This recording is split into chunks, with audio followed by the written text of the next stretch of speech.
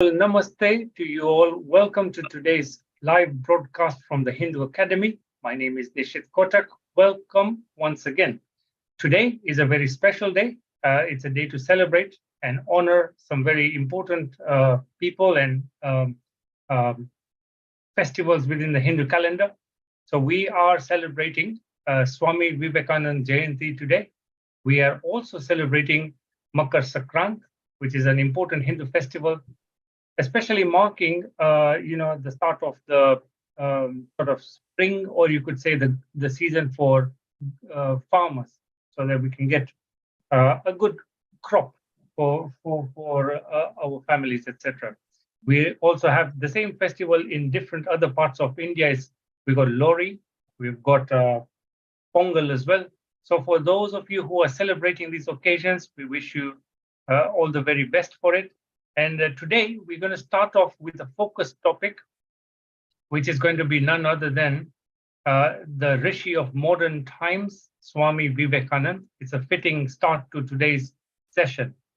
So if you're watching us for the very first time and you're wondering how you can get involved or what you can do on the broadcast today, it's very simple. Make sure that you share this broadcast with your friends and family. The more people that join in, the better the conversation we will have online. Two, you can jump onto the conversation happening on facebook.com/Hindu Academy or on youtube.com/Hindu Academy. We will take your questions, thoughts, comments on the comments area on those platforms, and we will attempt to answer your questions live on air as we go along. So here is a quick video that we've prepared on the topic of today, featuring Swami Vivekanand as the modern Rishi. Enjoy this, and I will be back shortly.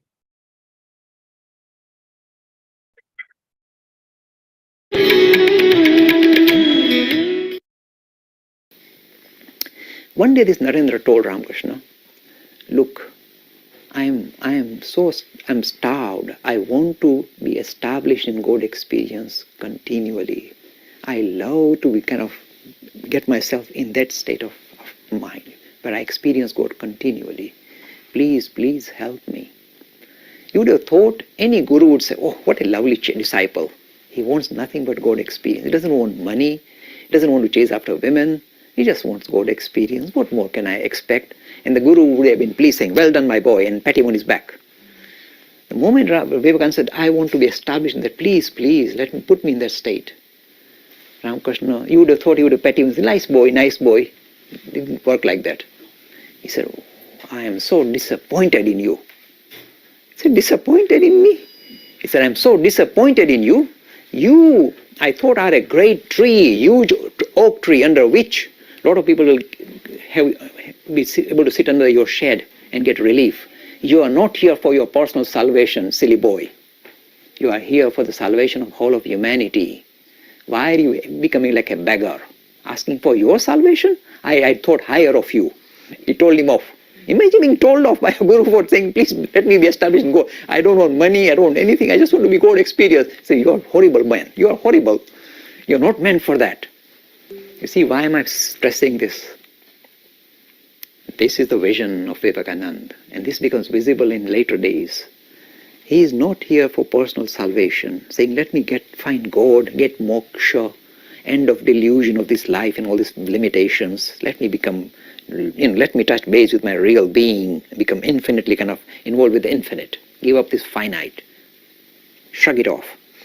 You may have thought, this Vivekananda said later on, he said, let me suffer thousands of miseries, and let me be born again and again, so that I can worship the only form of God that I believe in, the sum total of humanity. Look at this man. He's saying, oh Lord, if you take on all these forms and you want to muck about here, don't send me off. Let me be born again and again. And the process of being born is painful. We all know it. We don't make a big fuss about it because we have to live with it. This living is painful. We all know. No end of suffering. He said, let me be born again and again and suffer thousands of miseries so that I can worship the only form of God that I really worship, the sum total of humanity. You see, he doesn't see God there, that he has to go and find him and merge in God. He sees God here. He said, this is my living God in front of me. I wish to interact with the living God. And it is, you see, he said something very powerful. He said, in this life, the special object of my worship is humanity. He's a champion of human beings, humanity. He's not in love with God, he's in love with human beings. This is the transition that modern India required. You see, if you go into India, what is the biggest problem? This huge gap between a lot of people with a lot of money and people with nothing, crushed. You needed a champion of humanity who sees religion being put into practice, not by tinkling bells in front of images, but by lifting all of humanity up, giving them dignity, deifying them, uplifting them, all of humanity. Sorely needed in modern India, and yet being ignored, thoroughly ignored. If you go today to India, if you are the lower rung of society, they'll crush you. You stand no chance. What pity? Nothing. You will be treated worse than an animal. So this message of Swami Vivekananda has not really percolated into India. Do you know how it will enter back into India? Via here, via the West. You see, so this message of Advait, this powerful message, again, the Guru is training the disciple, and the Guru is equally sharp, equally tough. He doesn't give anything easily. He doesn't allow second best from Vivekananda. He wants him to go for the highest. Not your salvation, my boy. Salvation of humanity is the goal. And again, this is not done in a spirit of, I am the doer and you kind of receive from me. It is done in the spirit of, I mentioned in my last talk, seva. Not compassion to humanity, serving humanity because you are lucky to be in a position to serve the rest of humanity. Enjoy the process. Count your lucky stars that you are in a position to do something with the rest of humanity. See, these messages, I told you, with the Ramakrishna and the Vivekananda story, we don't only see, reconcile the various approaches of Hindus in the past, God with form, God without form, God is your essential nature. This becomes reconciled in their lives, it's very visible.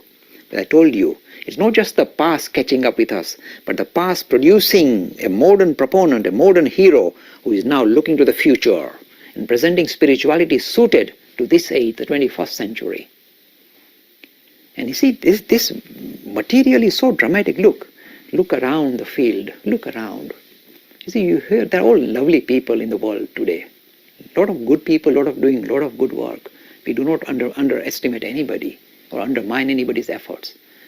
But when you look at the dynamo that sits here, this idea of Ramakrishna, Vivekananda, this idea of deifying, divinifying humanity, reconciling the various aspects of spirituality in one life, in one particular mold, we say, what a marvelous vision of how spirituality will become visible, become attainable, become accessible to whole of humanity in days to come. This is the story of Ramakrishna Vivekananda.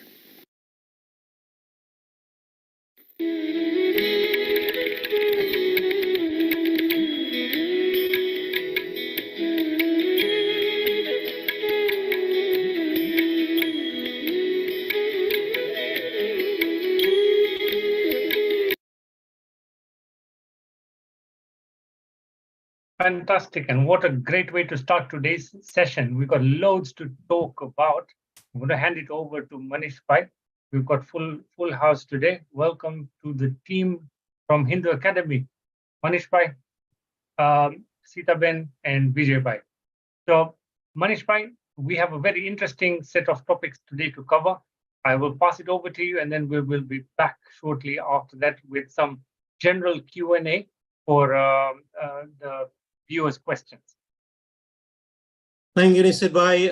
Wonderful day today, festival of Makar Sankranti and Swami Vivekananda's birth anniversary, 160th, and a special occasion for us to celebrate life of Swami Vivekananda.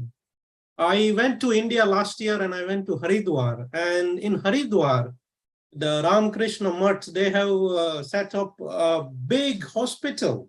And you know what Jay Bhai was saying, they are seeing and serving humanity in no uncertain terms. and the Ramakrishna Mutt that he set up is doing this wonderful work. And it's so good to see. And that is the kind of future prophet that we've got, the prophet that is looking towards future and telling us how we should proceed.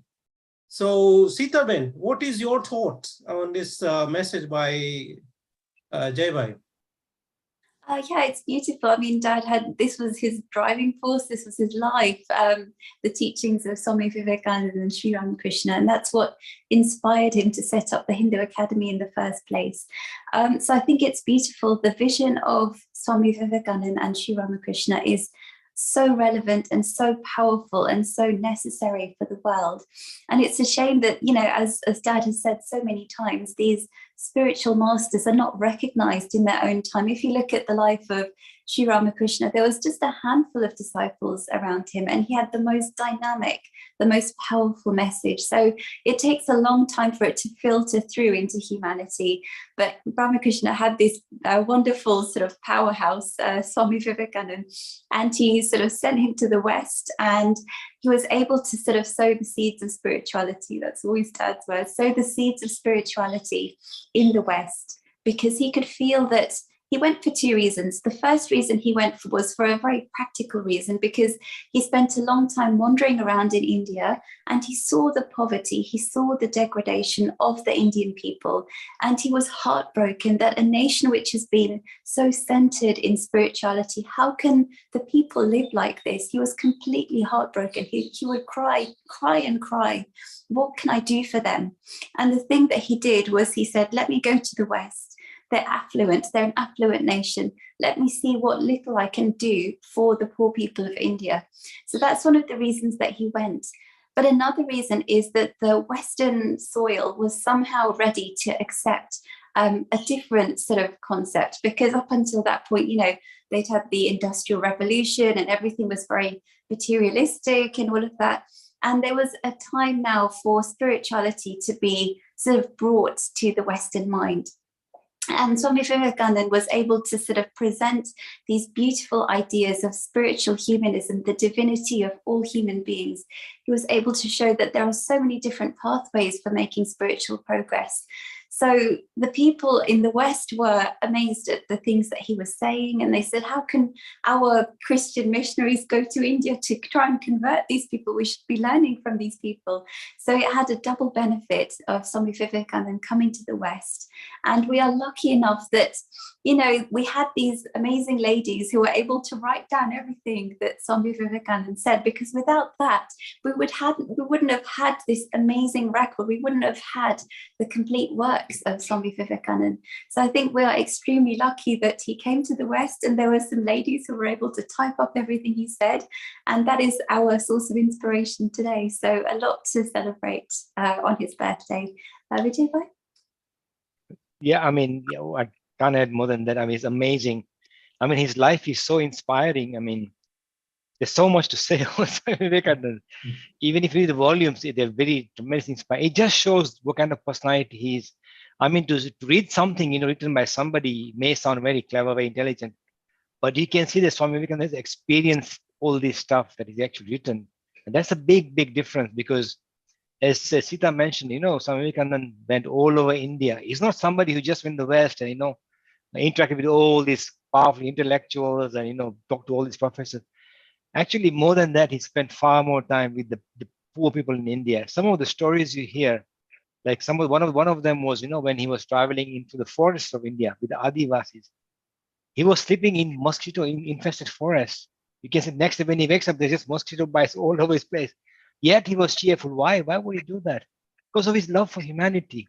These are people who live in the forest. Nobody cares about them, ignores them. But he couldn't do that. He could see the God in all these people.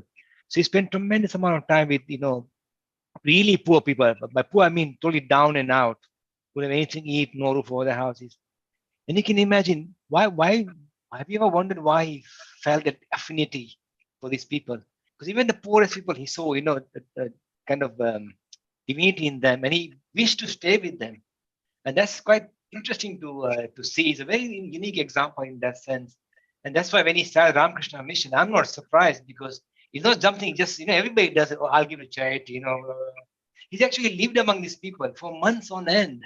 This is the kind of powerful personality, Swami Vivekananda is.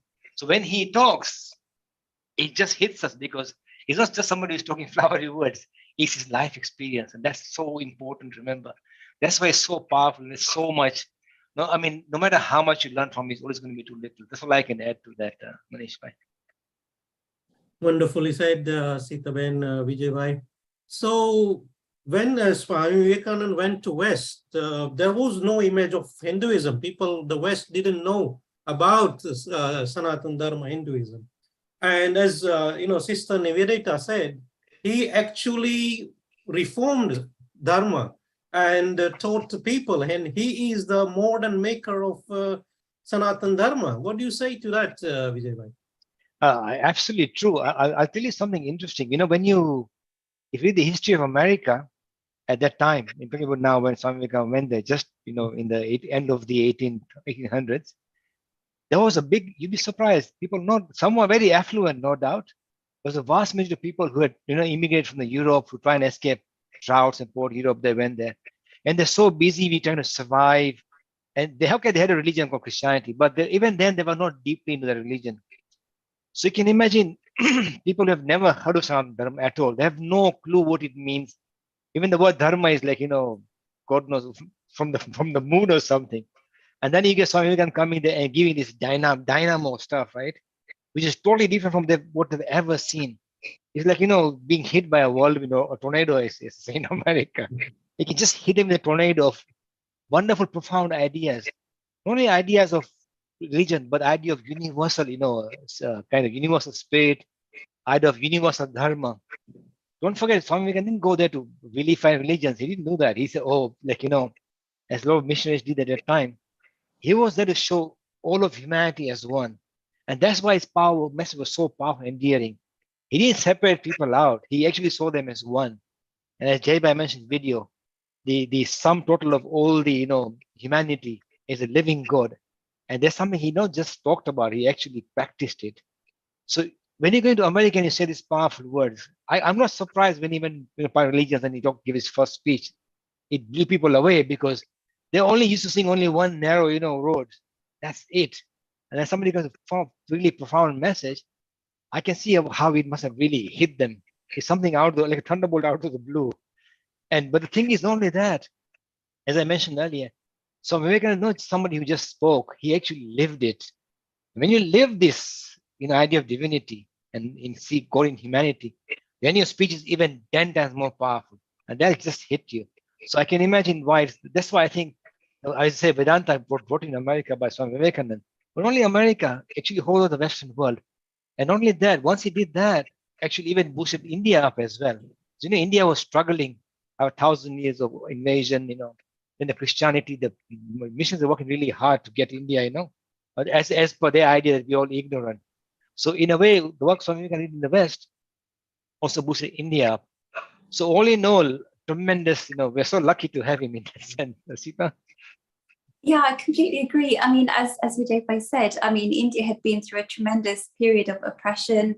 We felt completely powerless. People were ruling over us left, right, and center, and we felt, very crushed. And it was really necessary for somebody like Swami Vivekananda to shake us and say, "Come on, get up, arise, do something useful, see the divinity which is within you," because we were sort of falling into the trap of our religion, Hinduism, has got so many different pathways, but it looked completely scattered. It looked confusing. It was becoming very superstitious. And there were all of these things which were sort of, undermining what Hinduism is all about. And there was a need for people, somebody like Sri Ramakrishna and Swami Vivekananda, to come along and tie up all the loose ends, reconcile everything, but not just reconcile it through clever words and beautiful stories, not just that, but through actual experience. So the fact that you had personalities like Sri Ramakrishna who could experience spirituality in such a variety of different ways and say, look, they all do go to the same destination. It's not some flowery poetry to sound nice. There is actual experience behind it. And to have somebody like Swami Vivekananda, who obviously Sri Ramakrishna had very limited English, he barely knew 2 or 3 words in English, but Swami Vivekananda, with his incredible vocabulary, his incredible intellect, was able to put into English this powerful message of Sri Ramakrishna. So he was like the loudspeaker of Sri Ramakrishna's message, which is so incredibly relevant in a world where there is so much conflict. And it's very ironic that on the same day, 9/11, is the day that he gave this tremendous speech at the Parliament of World Religions. And it's a shame that the world hasn't yet learnt this message of, understanding that all of these religions are leading us to the same destination, and it shouldn't be a source of violence and a source of conflict, but a source of unity. So I think it's really important that we carry on in our very own limited way with the work of Hindu Academy, trying to let people know that look at this amazing powerhouse that's there. That's so wonderful to hear, Sitaben. Recently, a professor, American-born professor Ruth Harris at Oxford University, she wrote this book, Guru to the World, Swami Vivekananda. Would you agree with that assessment? Is he Guru to the world? Sitaben. Well, if you ask that question to Vivekananda, he would say no. He's so incredibly self-effacing, so incredibly humble. He would say, no, I'm not the guru. You should develop yourself spiritually and become even better than me. Become a guru yourself. That was Swami Vivekananda's incredibly empowering message. But obviously we can't even compare to the strength of Swami Vivekananda. So we have a lot to learn from him. But his message is, don't bow down to me. Don't, as Dad would say, don't tinkle bells in front of me. Don't do pujas in front of me, even though that's what we all do. We have to make sure that we actually become better than the people who are guiding us. So it's that incredibly empowering. He's saying, become better than a Vivekananda, become better than me, and make an even better contribution to the world. So he's an incredibly empowering personality and so incredibly self-effacing and humble at the same time. Vijay? Yeah, I mean, Manish, a very kind of loaded question that is Sita mentioned. But all I can say is the good thing is, I mean, as I mentioned earlier, that Swami Vivekananda did not divide people. Quite often we have a lot of, even in Hinduism, we have some quite exclusive, traditions of faith. Or mine is right, either my way or the highway. Because he didn't do that, he actually, in a way, his message to unite humanity and get every person to see the idea of divinity within them, as Sita mentioned. So in a way, his message is universal. He doesn't divide people.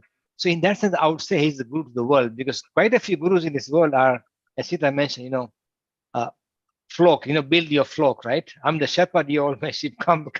He didn't do that, right? He didn't do that. Why? Because everybody can do that, build their own cult and do their own, stuff. He didn't do that. So in that sense, he's very different. So in that sense, I would say he's a guru to the world, because he's telling everybody, you have inherent strength in you. Go pursue that and find your true nature. And that's the best message you can give to anybody, rather than saying, oh, I know what's good for you. Do as I say. He didn't do that. But at least the good thing, he did document his experiences, he documented all his ideas, and there's a tremendous source of inspiration for all of us on our spiritual journey. We're getting some interesting question from viewers. So some random guy is asked, I wanted to ask if Swami Vivekananda experienced God, and if so, how? Vijay bhai? Yes, I believe he did, because the first experience we know, if you know the story of Ramakrishna Paramhans, when he went to, he kept him asking him all the time. I said, okay, now I will show you. But he said he just touched his toe on him, and he basically changed his world in a way. So he said, his experience is documented. He mentioned that everything disappeared. I lost the concept of time, space, and I felt for the first time, spiritual like 1,000,000 times more than I usually do. And that's his first experience. But yes, every time he went, when he traveled, he would sit on his own, meditate, and he would basically have good experience. There's also a very famous example on the Vivekananda Rock in Kanyakumari, where he said and meditated and to find his true nature. So in a way, yes, as I mentioned in the other tradition, it's only experiencing God. You actually have to become God yourself, right? So in that sense, I would say that yes, Vivekananda did experience. Sita? Yes, I mean, everyone, this is another beautiful thing is he's not sort of saying, look at me, I am a great prophet of humanity, I've had God experience. He is not like that. He says, you think for yourself, every individual who is a spiritual person, you think for yourself, do you think that person is enlightened or not? You can be your own guide. That's what Swami Vivekananda would encourage. He doesn't say, as Vijay Bhai said, don't all flock to me because I've had this experience. He's just saying, this is what I present is what I felt, what I've experienced. You decide for yourself. If you like what I've said, good for you, take it on board. If you don't like it, don't take it on board, find your own way. So that's the incredibly empowering message of Swami Vivekananda. He doesn't want to create a cult, as Vijay Bhai said, no movement. Even he was conflicted about even setting up the Ramakrishna mission itself, because we don't want to create a cult. We don't want to create another sectarian movement. We've already got hundreds of them. We don't need another one. So it was a bit of a conflict within him. Should I use the money to serve the poor, or should I set up this mission, Ramakrishna mission? And we are lucky that he chose to set up the Ramakrishna mission, because, as you said, Manish Bhai, is doing tremendous work in India for the poor people who really require that help. So it's wonderful that has been set up. Okay, that is, thank you, Sitaben. I just want to remind viewers that, one of this photo taken was in Piccadilly, and he's sitting in Samadhi, actually. That's actual recorded incident where he was teaching people how to meditate, and he went into Samadhi himself. They had to shake him, try to wake him, and he wouldn't wake up because he was in Samadhi. And there was a picture taken in Piccadilly, London. And that's one of the famous pictures of Swami Vivekananda. So it's not just he experienced God, but there is a photo of it as well. Just wanted to say that with viewers. So we were talking about why did, Ramakrishna Mission and the work they carry out. Yes, I think maybe you answered it already, Sitaben. Why did Swami Vivekananda establish Ramakrishna Mission, and what work do they carry out? Yes, so as you said, Manish Bhai, you went to visit the sort of the work that they do, and it's actually one of those places that if you donate money, you feel safe that the money is going to go to the right place. It's not one of these charities which swallow up huge amounts of funds in their own sort of administration and salaries. The money does go to where it's supposed to. And when I got married, for example, we donated a huge amount to the Ramakrishna Mission because we know that it's a safe place where the money is going to be spent for the right purposes and not for administration. There's no corruption there. So we're very lucky that has carried on. And it's wonderful that this mission has been set up because of the tremendous benefit that it has been doing for humanity. Vijay Bhai? Oh, I think, yeah, absolutely. I mean, it's a fantastic organization. The work they carry is actually, I mean, as I mentioned, as Sita mentioned, that Swami Vivekananda did struggle with his Ramakrishna Mission. But as I mentioned earlier, he's actually traveled the length and breadth of India, and he's seen the amount of tremendous poverty. So I think eventually he decided up to help the poor. The interesting thing about Ramakrishna Mission is this. I think there are 400 different centers, and I think maybe as many number of schools in India, and they work in some really poor areas. And the other interesting thing, you'd be surprised, is they don't ask you your religion, they don't ask you where your background is. You just come and study there, and they provide you whatever they can. And that's really, really amazing to see. I was surprised recently. I was reading an article in Bengal, in Calcutta. The school they run in Calcutta, 60% of children are actually from the Islamic background, not even Hindus. They don't ask, they just come and study because they know they're all poor. Even some of the teachers there are, you'll be surprised, from the Muslim teachers, even they don't ask that. So that the key goal is to serve humanity. Doesn't matter which background you come, is to serve humanity. And that's what they do. And I can tell you unapologetically that they do far, far more work than other organizations like, I don't know, Mother Teresa's charity. They don't talk about it, so nobody knows about it. But they do many times much more work than many charities in India. But the way they do it is in a low-key manner. And there's a reason for that. The reason is this. When you start making it really high-key and make it posh and whatever, you actually take the dignity away from children who are studying there, who are really poor. Because when you start doing that, you start creating differentiation. So it's quite interesting that even I remember I went one to also Western in Kutch, and when you talk to them, if you ask them about students, they'll say, look, they're all poor. If you ask a specific what they do, they don't like you to show pity either, right? So it's quite interesting the way they work. Is to treat everybody as divine, and it's a beautiful system. And I hope people understand the work they do and support their work. Yeah. So true, Vijay Bhai. And the thing is, they are not advertising themselves enough, and many people do not know that there's such a wonderful organization exists, and they're doing all this wonderful work. You know, they've got a big as I mentioned earlier, they set a big hospital in Haridwar and doing all this charitable work. And the Swamis in Ramakrishna Math are similar. They are working on the similar principle like Ramakrishna Paramahansa and Swami Vivekananda. They are very, self-effacing, and they're just doing their work in their own manner. And it's just wonderful to see what he set up. Now we've got a random guy, he's asking a follow-up question. He's saying, I wanted to ask, how do we know if he experienced God or not? Vijay Bhai? A very interesting question, and you should ask such questions because it's important. I'll tell you how we know his experience God. At least the thing is the tremendous power of his message. And if you look at the lives of people who are around him, just by meeting him, they were spiritually charged. Just like his guru, Ramakrishna Paramahansa. He didn't have to say that, I've experienced God, I've had God experience.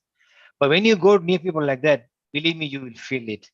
Even when in the West, okay, he did face a lot of challenges, but people who are genuinely in such a idea of search for spirituality, you go next to him, you feel that charge. And I mean, he's somebody, even I think that somebody also mentioned that when he talks to them, he's got a face of a yogi. You look at him, you can see that. But you just know. You don't have to ask them, well, how did he experience? Give me the mechanism, give me the tricks, give me a step-by-step process. It doesn't work like that, right? You just know that he's done it. And that's the only thing I can mention here. Sita? Yeah, I mean, I think the true litmus test of somebody who is enlightened, how do you know, is the fact that the material that comes out of their mouth, as Dad always says, is completely genuine, it's completely new. He presents ideas which have been, presented in the ancient scriptures, the ancient Vedas, but in a completely genuine, in a completely new way that you think, I never thought about it this way before. It's not copying something that has happened before, or not quoting and re-quoting scriptures. It's nothing like that. It's not sort of regurgitating the old stuff. He comes out with his new stuff. And that's a real sort of testament that, hang on, has this person really touched base with something so incredibly powerful that they are able to present their own Vedas, their own material? I think that's incredibly beautiful, and it's probably one of the clearest signs that they have had some kind of a spiritual experience. But again, we never say, I have experienced it and everyone come to me. You decide for yourself. It's one of those things, you have to feel empowered about yourself to make that decision yourself. So true, and just would like to point out that he wrote a poem on Kali, and it's said that when he wrote that poem, he was actually having vision of Mother Goddess Kali. So please do go and check out his works. That is the thing, and look at his life. You'll be able to suss out whether he's God realized or not. And it's the original work that come out that gives away if somebody's experience or not. They're not just translating books and saying, oh, this is it. They give original message that is more relevant to the humanity. Next question for Sita Ben. Somebody's asked, Sita Ben, if you meet Swami Vivekananda, what will you ask? Oh, that's an amazing question. I'd be lucky enough to meet him, really. I would ask him, why did you sort of come in history at the wrong time? Because as Dad has said so many times, if Vivekananda was born in the time of social media, he would blow up social media, literally, because somebody who is that dynamic, that powerful, why did he come 100 years too early? Why did he not come now? Dad was always very frustrated by this idea that why didn't he come now? Because Swami Vivekananda was talking to a tiny, little audiences here and there and traveling all over America and England. But why didn't he wait? Because he could reach millions, he could reach billions of people now. And imagine the amount of people that would be charged up by his spirituality. So I would ask him, why? Why didn't you come now? Vijay bhai? Oh, I don't know. I mean, if I met him, I think I'll be gobsmacked to even ask any questions, but it'll be a bit of, so, kind of in awe that it'll be difficult to ask. But I think the main thing is that, I don't know, I mean, all I can say is the works I've read, his works I've read, is so brilliant and so amazing. And I guess we're asking, where did you get this knowledge from? But, it's absolutely stunning. Even this day, whenever I wonder about the universe, how is it linked to us? There's this very wonderful lecture I like a lot, which is the Astro in the Manifest. Astro, how nothing came from something. It's such a beautiful lecture. And that was given, by the way, I think, 1898 in UCL. And that is actually, ironically, before the theory of relativity. But it's so close to relativity, it actually really makes you think what Indian philosophy contains. Absolutely amazing gems. Yeah. That's wonderful to hear. I was thinking what question I would be asking, but can't think of anything at the moment. Yeah, I love Swami Vivekananda as well. And we got a next question is, what made Swami Vivekananda a great inspiration to the youth? Vijay bhai? I think, again, his life is more than anything, is very inspirational. You can remember that Swami Vivekananda was full of boundless energy, continuously working, thinking, and always tremendously positive, tremendously powerful person. Not only in terms of mental capacity, intellect capacity, even physical capacity. He was quite a strong person in every sense. And his message and his idea of, he actually, rather than saying it, his life is very inspirational. Because, most of us nowadays, the world has changed so much. We spend our time on social media, sitting, watching TV, and you go, this person who's got boundless energy. And I think you can remember that also in school, he was very good at sports and always coming first in a lot of activities. And that is what I think partly he realized, that all of India needs that boundless energy to go out and do things, inspire the youth to go and do things and do something for the country. Sita? Yeah, I completely agree. I mean, his message of strength is so incredibly important as you're growing up, as you're, becoming a teenager, you're trying to discover who you are, you're still not sure about yourself. But if you just look at the words of Swami Vivekananda, it gives you that self-confidence, that strength to say, no, this is who I am, and this is the impact I want to have on the world. So I think it's an incredibly empowering message that young people need, because as you're growing up, you're faced with all sorts of pressures and challenges and difficulties as you grow up, peer pressure and all sorts of things. But if you just reading a paragraph of Swami Vivekananda is enough to charge you up, to lift you up and say, I'm confident in myself. So I think that's a very necessary message for the youth. That's wonderful to hear, Sita Ben. Got a question from our Nisit Bhai. Nisit Bhai, what do you think about Vivekananda? You're very quiet, so we'll bring you in. Yes, well, I think he definitely is a modern proponent for Hinduism. As you very well know, I sit on the fence when it comes to traditional Hinduism. But the message that he shared is more universal, something that I believe in is spirituality. Maybe not Hinduism in the traditional sense, but spirituality, yes. And I get the message of seeing God in everyone, and it's kind of the kind of thoughts that I have, like you're born a Hindu or you're born a Christian. Nobody chooses their religion; they're born into it. So, but at the end of the day, everybody's just the same, and they all have the same desires, the same goals, the same things they want. So why have religion as a structure that divides people? Try and move above that and look at spirituality. And that's one of the key things that I like. I also like his messages about, strength, empowering the youth, especially education for the women folk in India, and his whole, possibly his all impact on the way, India, when it was going to become independent, strive towards all of that. So yeah, I definitely find him to be a modern force for good. That's very well put, Nisit Bhai. Yes, agree with you. He inspired, the freedom fighters, and I think he woke up that sleeping soul of India, and they became so charged up after they read the works of Swami Vivekananda and looked at his life. And also his message is so relevant, so rational, so modern, and so new and so fresh that today even we can relate to it. And Jai Bhai set up Hindu Academy, which he named it Vivekananda Center before, and then it was changed to Hindu Academy. So what was Jai Bhai's thought behind setting up Hindu Academy, Sitaben? Yeah, so I mean, beautiful story. Dad was looking everywhere as a young person. He was looking around for some sort of spiritual guidance, and he came across the works of Swami Vivekananda, which he originally read in Gujarati.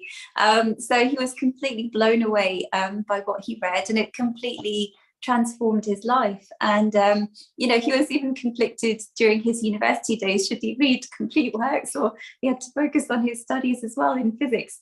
But what he found is a tremendous synergy between physics and the works of Swami Vivekananda, and that's what his sort of life passion was all about.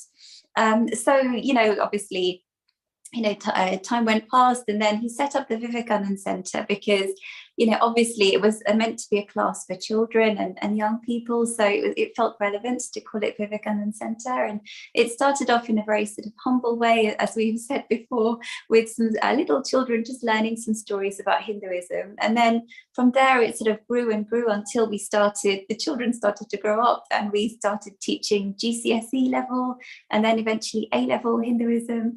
So I think it's incredibly important, as part of Vivekananda's message of strength, is to say, be confident of your background, be confident of your spiritual inheritance.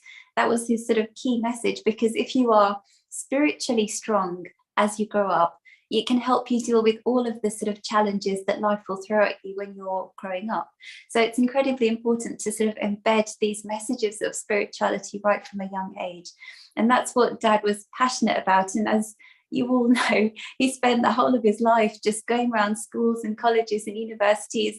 And it's the life and work of Vivekananda which inspired him. So I think it's really important to bear in mind that, without Vivekananda, and Dad wouldn't have set up the Hindu Academy, and who knows what would have happened. So Dad is, that's his life force, is the work of Swami Vivekananda. Vijay Bhai? I think, Sita, you pretty nicely covered it. All I can add is that I was very lucky to meet Jai Bhai in my life. I mean, I met him 20 years ago. I mean, I didn't know about Vivekananda before that. I had read a lot of his works, but meeting Jai Bhai is tremendous.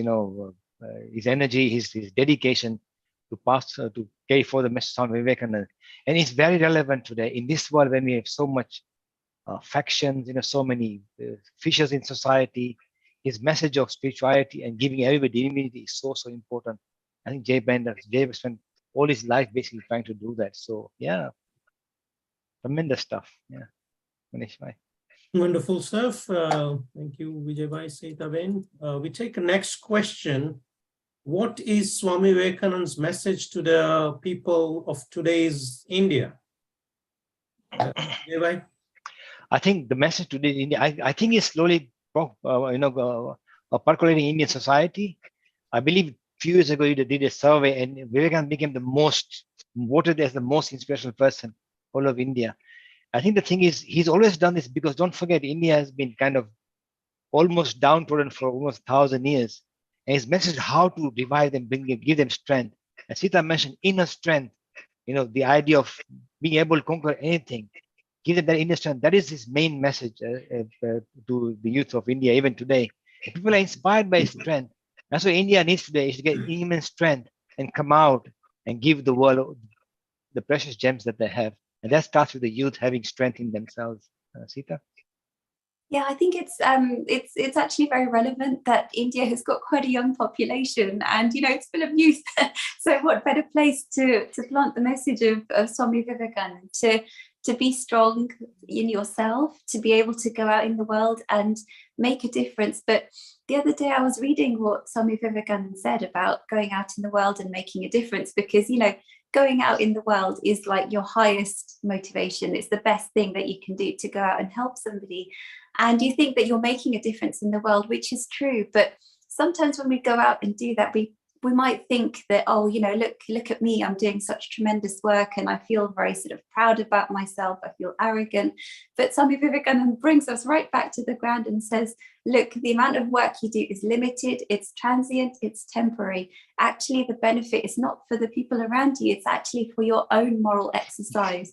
So treat the world like your moral gym, your moral gymnasium, because it's the place where you can make yourself spiritually strong. And if everyone can make themselves spiritually strong in this world, then what a great world we'll be living in. Vijay Bhai? No, that's not much like that. Yeah. Yeah. Okay, wonderful answers, Sita and Vijay Bhai. I can feel the energy today. You know, the Vivekananda energy seems to be with us today. I can feel it in Vijay Bhai and Sita Ben's voices as well. So it's wonderful to see that.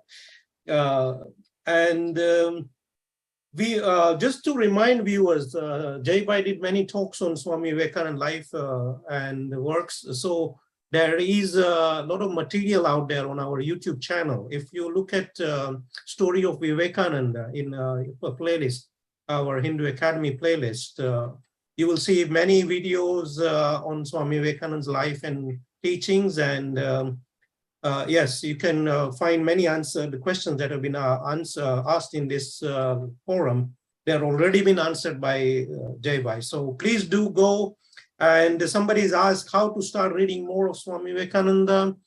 All these videos are there. Also, ramkrishnavivekananda.info. This website has got complete works of Swami Vivekananda. So if you want to start reading, read a few pages a day. You know, don't try to go overboard. If you just read a few pages a day, you can, you know, slowly cover the whole complete works of Swami Vivekananda. So there you go. I've answered the question. We take a new question. Swami Vivekananda passed away at a very young age. Why, Sitaben? Well, I mean, the thing is, he was going around doing such tremendous amount of work, but he was riddled with a lot of physical ailments, and he never let it show. You know, he would just carry on his work regardless. But he was riddled with a lot of physical ailments. But he also said, he kept saying, and a lot of the people around him didn't like him saying this. He was saying, you know, when, you know, my time will come, I won't make it to the age of 40. And people are like, no, don't say things like that. He somehow knew that when he'd sort of sown the seeds, he'd done his work, there was no need for him to sort of hang about and deal with the glories of what he'd done. He didn't care about any of that. He'd sown the seeds and then he left at the time that was necessary. So yeah, it's one of those things. He had the physical elements, but he also knew that he was not going to stay here for very long. Vijay Bhai? Not much more to add. All I can say is we have to keep in mind is not how long he lived, but what he gave to us in that short time span.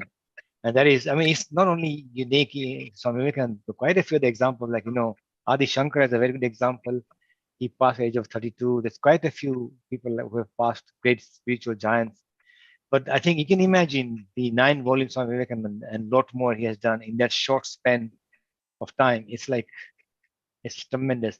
One thing to keep in mind as well is that, as Sita mentioned, that he actually, I almost sometimes think that his body didn't matter to him. It's the message that mattered. You can imagine traveling 18, 19 hours a day in chariots, in horse ride, you know, horse chairs all over America, going from city to city. And America is a big place, sometimes by trains. So I don't even know where he slept, how long he slept for, continuously on the move. You know, I mean, he doesn't even know when we'll get chance to eat. This is a person so determined to give the message of Vedanta to the world, that he didn't even have time to really look after himself. So in that sense, you can say that he had no even ego of his own body. But I think all you can say is that let's see what he gave us is more important, far more than perhaps how long he lived. That's wonderfully put, Vijay Bhai. We take the next question. Swami Vivekananda taught activity and nationalism to Indian public, but in the West, he taught about spiritual sadhana and Advaita and stuff like that. Why is there split in his teaching, Vijay Bhai? Oh, it actually makes sense because he wants to give what is missing, right? It's not only him, even Ramakrishna Paramahansa, if you get the example, many examples, he treated all his disciples differently, depending on where they need the strength to come up. So the strength required for India was the idea of, giving them idea of self-awareness, self inner strength. That was very important. In the West, had money, crew making business, as you mentioned, industrialization was taking place, railways are coming in America, mining, and they were so stuck in this, they needed a spiritual message. So in many ways, I think he was actually targeting what he needs to target in that sense. That's all I can add to that, Asita. Yeah, I completely agree. He had to sort of tailor the message to suit the needs of the people who he was speaking to. And it reminds me of Sri Ramakrishna's example. He says a mother will, for her several children who've all got different dietary requirements, she will prepare the food which suits each of their diets, because otherwise they won't be able to digest it. So it's incredibly important to tailor the message based on the audience that you're teaching to. Otherwise it just it goes undigested. So it has to have the maximum impact, and that was what Swami Vivekananda and Sri Ramakrishna did. That's wonderful to hear. We take the next question. Unfortunately, we only get like 10 minutes, so we'll try to breeze through. The question is, was the concept of 4 yogas created newly by Swami Vivekananda, Sitaben? No, it's been around for a long time. It's in the Bhagavad Gita as well. But what Swami Vivekananda did is he sort of brought it into a modern context. He was able to expand on it because the Bhagavad Gita has got, a certain number of verses on it. But Swami Vivekananda has produced volumes and volumes on all of these different yogas, these 4 different pathways, and presents it with modern day examples, which is so incredibly important. Otherwise, it's just sort of an archaic, Sanskrit verses, and, you try and interpret it in the best way that you can. But here you've got somebody who can explain it extensively in English using our modern language, and also using modern examples as well. So I think it's beautiful that he was able to relay and make it more relevant for the world today. Vijay Bhai? No, Sita, I absolutely agree. I mean, when you read the volumes of Swami Vivekananda, you notice that there's so many lectures he's given on karma, yoga, bhakti yoga, also the idea of gnan. And interestingly, this question has come up because, as Sita mentioned, it's not just once or twice. If you look at the 9 volumes which I have at the back, there is so many talks on all these, and extensive in different formats, in different variations, tailored to the society he was talking to, tailored to the audience he was talking to. And if you just open, you can even search, in internet, Karma Yoga, and you see so many lectures, not just one. So he taught in a very modern manner, tailored to the right audience. So in fact, these are very eternal kind of ideas in Hinduism. But how do you present them in context? And that is what Swami did really well in his lectures. Wonderful answer. We take next question. Charis Jubilee saying, it is my dream to bring more people to modern Hinduism. I hope I can someday be even close to inspire even one person that much. And then Sai is asking, how do we educate children with Hindu knowledge scripture online? How do we educate children with Hindu knowledge? Sitaben. Yes, I think as a child, if you present heavy philosophy to a child, they're going to run away, which is common sense. But we're lucky that we've got so many parables and narratives and stories which can help sort of draw children into the idea of spirituality. And I think the world that we're living in today, I think it's so important to focus more on the spiritual message rather than all the sort of more traditional aspects of religions, like rituals and this, and do this prayer and that prayer, which is nice. But I think the most important thing is the spiritual heart of that religion, which we can present it in a beautiful, colorful narrative. And if you can live those principles, if you as parents and grandparents can live the principles of spirituality, then that's the best inheritance you can give to your children. This idea of living for others, seeing God in everyone around you. If you're able to live those, then that's really presenting the heart of spirituality to your children, and hopefully they will pass it on to their children as well. Vijay Bhai? Yeah, I think I agree, Sita, absolutely. I think for children, when you're looking at scriptures online, we have to be very careful what we teach them, because really if it's too dry, then they don't enjoy it and they kind of get forced into it. You want to make it fun. This is what I think Jay Bhai I remember when I think Manish Bhai, as a Jaiba said, these stories for kids. And that's the best way to learn. And we have limitless stories. That's because Panch Tantra, Panch Ratna, Jatak Tales, all with inbuilt moral messages about your divinity in a fun manner. And we also nowadays I think a lot of online stories of Hanuman, animated stories of Hanuman, Ganesh, in a nice manner which can make it fun for children. And that's the starting point for children, more than going to the scriptures. Yeah. Yes, and Jaibai used to go to schools and colleges and teach children about and in a very fun manner. People will enjoy the talk and they will learn about Sanatan Dharma as well. And now we got social media tools available to us, all these YouTube, Facebook, Twitter, and all these new apps are coming all the days. So we can reach out to children and hopefully give them all this knowledge. And that's what we are trying to do in this humble way. We take our next question, probably will be last one for the day. Trushar Patel has asked a long question. Not sure if I can read it. Let me try read it. While the Jiva is genderless in Advaita Vedanta, it definitely shifts our perception on spiritual teachers such as Sardama or Sri Ramakrishna worshipping Ma Kali. If Swami Vivekananda was born as a woman rather than a man, then how different would his legacy and work been from today's perspective? I find majority Indian Hindu Vedanta teachers and Kathakars are male, and it would be interesting to know more the Swami and Swamini dynamic. Thank you. So Sitaben, any thoughts on this? If Vivekananda was born as a female, how would he have taught? Well, I mean, this is my own perspective. That's all I can speak from, is that Swami Vivekananda did not care about gender. Everyone was divine, regardless of what gender you are. So I think if he was born as a female, the message would be the same. But because, it's based on the social circumstances and the attitude towards women. So perhaps 100 years ago when he was around, maybe he may not have had the opportunity to present the ideas in the same way because the attitudes towards women was very different. I think his message would have been the same. It's the same spirituality, regardless of what gender you're born as. It's the same spirituality, but the social challenges may be greater because the attitude towards women 100 years ago was very different to what it is now. Vijay Bhai? Yeah, I mean, not much more to it. I think one thing we have to keep in mind is that the teachings of Shardama are also very powerful and very worth reading. We tend to forget that. I mean, we read the work of Goswami Ramakrishna Paramahansa, which is fine. But I would suggest that if anybody gets a chance to read the works of Shardama, that's also very powerful and amazing stuff there as well. But I think that, as I agree with Sita, I think nowadays perhaps there's more because we have Anand Mahima, there's quite a few more Swaminis, and this dynamics is now changing. Society is changing now. So I guess at that time, perhaps it made sense because don't forget, even in the West, in America, women have struggled. A lot of women I know couldn't be doctors at that time. They couldn't do a lot of profession and trade. Even speaking was not easy.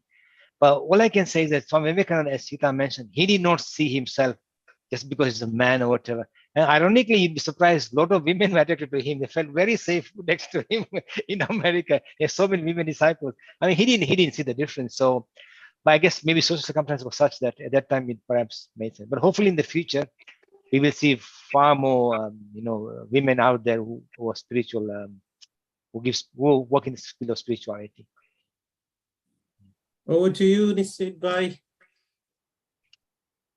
Wonderful. What a great session we had today.